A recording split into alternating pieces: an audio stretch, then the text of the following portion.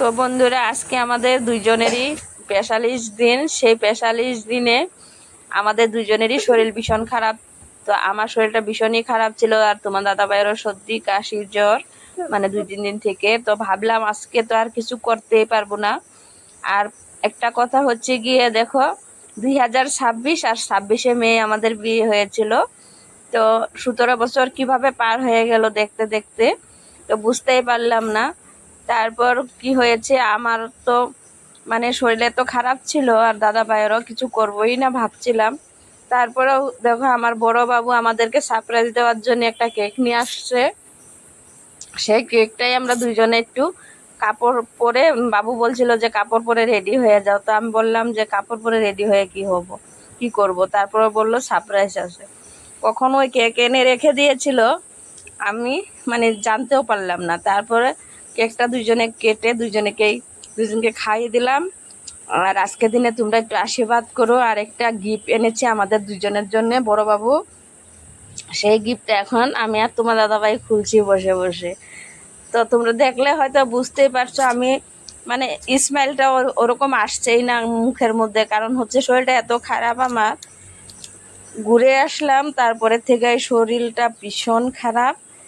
তো তার জন্যই ভাবলাম যে এই বছর আর কিছু করব না। এমনিতেও ম্যারেজ ডে যে ১৭ বছরের থেকে সেরকম একটা মানানো হয় না যদিও। তাও খাওয়া দাওয়া রাত্রিবেলা একটু হয়, আর নিজেদের আত্মীয় স্বজন মিলে একটু খাওয়া দাওয়া করা হয় ওইটুকুই।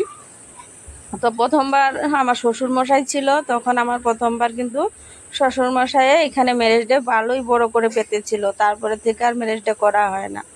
তো এই দেখো, গিফটটা এখন খুলে নিয়েছি, দুইজনে দেখছি, ভীষণ খুশি হয়ে গেছি আমরা। এই ফটোটা বাঁধিয়ে দিয়েছে তোমার দাদা ভাই আর আমি। কান্তেশ্বর রাজার মন্দিরে ঘুরতে গিয়েছিলাম, তখন এই ফটোটা খিচা হয়েছিল। সেই মোবাইলের থেকে ফটোটা কখন ওই বাঁধিয়ে আর কেকটা নিয়ে আসে। তো আমাদেরকে সারপ্রাইজটা দিল, ভীষণ ভালো লাগছে। তো দেখো, ছেলেমেয়েরা যখন বড় হয় ভীষণ কিন্তু আনন্দ হয়, কারণ এই সারপ্রাইজগুলো, ছোট ছোট সারপ্রাইজগুলোই আমাদের জন্য কিন্তু অনেকটাই বড়।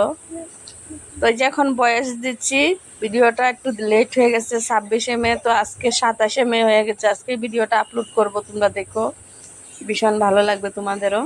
আর দেখো ফটোটা কেমন হয়েছে অবশ্যই কমেন্ট করে জানাবে। আর আমার বড় বাবু যে সারপ্রাইজ দিয়েছে তাকেও একটু ধন্যবাদ জানাবে তোমরা, যে আমাদের জন্য করেছে। তারপরে তাও আর কি, তোমার দাদাভাইকে একটু প্রণাম করে নিলাম। শরীরটা চলছিলই না, জবরদস্তি সারপ্রাইজ দেখে খুশি হয়ে গেছি। আর তোমার দাদাভাই হচ্ছে গিয়ে মুরগি এনেছিল, লোকাল মুরগি। তো বুটাল মুরগি এনে কিন্তু তারপরে ঘরে কেটে নিয়েছিল, পরিষ্কার করে নিয়ে আসছিল। তারপরে শরীর যেহেতু ভালো না, তাই একটু চুপ বসিয়ে দিয়েছি। সবাই মিলে একটু সন্ধ্যাবেলা একটু চুপটা খাবো, তারপরে মাংস রান্না করা হবে। এখন আমি চুপ রান্না করছি বন্ধুরা।